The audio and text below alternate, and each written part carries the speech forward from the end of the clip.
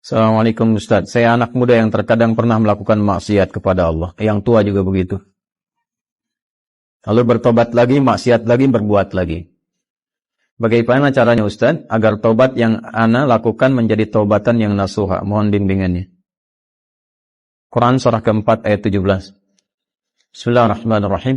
Innamat taubatu 'ala Allahi lilladzina ya'maluna as-su'a bijahalatin thumma yatubuna min qarib. Faulaika yatubullahu 'alaihim wa kana Allahu 'aliman hakima.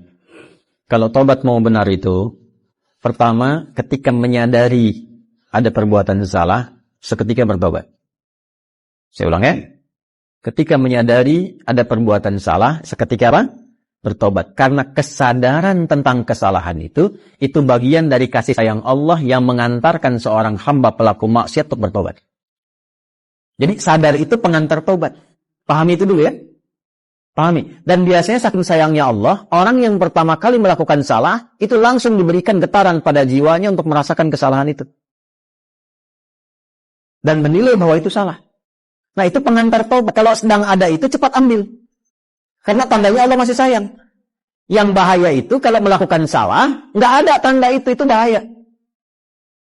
Tapi berdasar perjalanan waktu, kasih Allah itu masih ada. Keadilan Allah menjadikan sebelum dia wafat, ya sebelum nyawanya sampai di kerongkongan, akan ada selalu hidayah Allah itu sampai. Itu pertanda kedua. Jadi pertama dalam diri kita, kedua dari luar. Tiba-tiba dengar ceramah misalnya tentang taubat. Kok bisa Anda dengar itu? Nah, itu pertanda kedua. Kalau mendengar yang demikian, cepat ambil.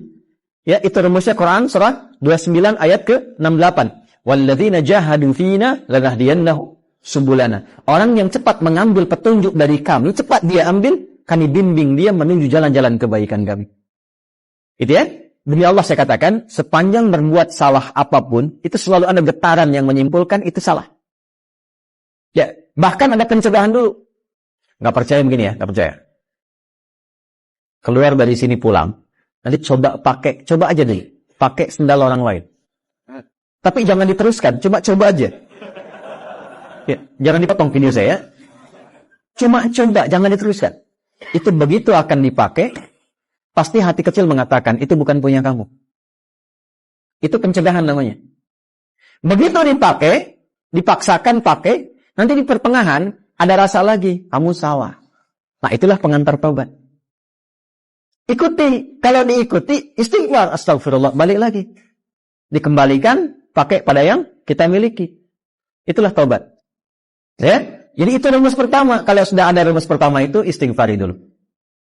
Sesali, dan minta petunjuk kepada Allah untuk dikuatkan bertahan dalam jalan taubat itu. Tinggal nanti kadar maksiatnya, apakah dia ringan, tengah-tengah, atau kadar maksiat berat. Kadar maksiat berat itu yang sudah jadi kebiasaan. Biasanya pada yang terakhir ini, mohon maaf, tidak seketika biasanya. Kecuali ada kejadian besar yang membuat dia bisa meninggalkan itu sama sekali. Ibunya diselang nafas yang terakhirnya. Nah, ibu sering mengingatkan kamu dalam keadaan sehat. Sekarang menjelang kematian pun yang ibu rasakan, ibu ingatkan lagi. Apakah dalam keadaan ibu yang sudah sekarat ini mengingatkan kamu belum mau tobat juga? Maka dengan keadaan apa lagi mesti ibu ingatkan engkau? Misal. Atau ibunya sudah meninggal, mengeluarkan wasiat. Tulisan. Ya, di antaranya menasihati anaknya yang tidak pernah mau dengar untuk mendengar. Biasanya itu lebih kuat. Makanya disebut wasiat, pesan yang kuat, yang terasa lebih kuat dibandingkan dengan saat masih dalam keadaan sehat. Karena itu disebut dengan apa? Wasiat. Ya, wasiat itu bukan sekedar tentang harta. Ada wasiat terkait dengan kebaikan-kebaikan ibadah. Contoh Quran surah ke-2 ayat berapa? 133. Wasiat Nabi, ya, siapa? Yaqub alaihi salam kepada anak-anaknya. Ya. Saya teruskan. Maka, teman-teman sekalian, Bapak dan Ibu sekalian, kembali kepada pertanyaan yang telah disampaikan ini. Kalau Anda kebiasaannya yang berat, misal sudah tobat, dilakukan lagi. Tapi biasanya kalau sudah tobat, kadarnya lebih ringan.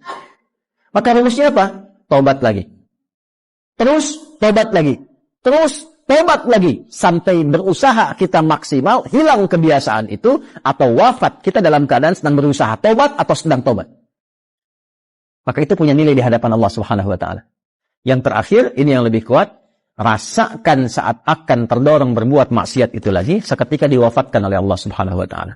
Itu yang paling kuat. Misal, sudah tobat pengen maksiat lagi, rasakan saat maksiat itu wafat. Itu yang paling cepat mencegah dari perbuatan buruk, sehingga insya Allah dari salah bisa berpeluang menjadi saleh.